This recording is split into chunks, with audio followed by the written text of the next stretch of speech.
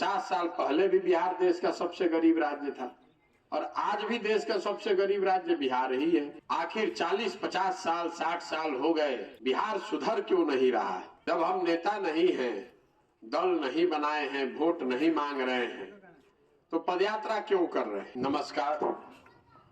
आपके गांव में आज इस दोपहरी में आपसे मिलने का, बातचीत करने का, परिचय करने का अवसर आपने दिया है, इसके लिए आपका तहे दिल से शुक्रिया अदा करते हैं, आप सबका धन्यवाद करते हैं।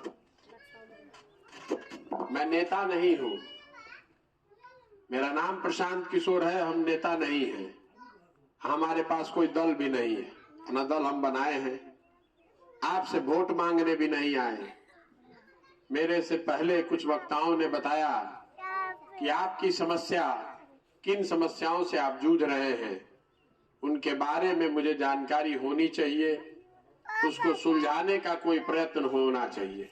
बात तो ठीक है, जब हम नेता नहीं हैं, दल नहीं बनाए हैं, वोट नहीं मांग रहे हैं, तो पदयात्रा क्यों कर रहे हैं?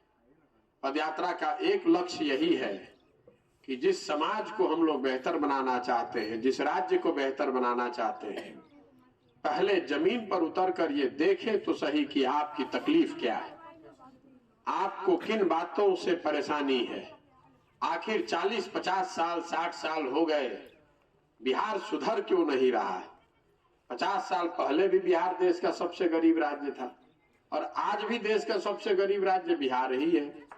कुछ तो ऐसी बात है जो लोगों के पकड़ में नहीं आ रही है। कोई आदमी कहता है कि भैया शिक्षा सुधर जाए तो बिहार सुधर जाए, कोई कहता है कि भ्रष्टाचार सुधर जाए तो ठीक हो जाए, कोई कहता है कि कुछ होके चाहे ना भैया रोजगार होके के चाहिए, किसी के नजर में सड़क बनना चाहिए, किसी के लिए कृषि सुधरना चाहिए, किसी के लिए नहर का पानी, बाढ़ का समस्या सुलझाना चाहिए। लेकिन इन सारे समस्याओं को आप पेड़ की टहनी समझ लीजिए, अलग अलग टहनी है।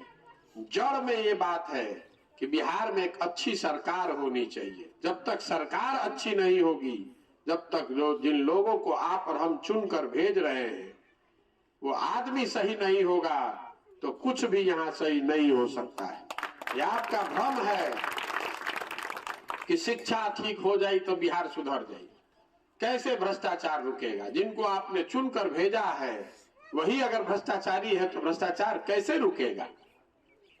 आप जिनको चुनकर शिक्षा मंत्री बनाते हैं वो खुद ही लूट में लगा हुआ है, वही पेपर लीक कर रहा है, उसको शिक्षा की कोई चिंता ही नहीं है, तो कैसे शिक्षा सुधर जाएगी?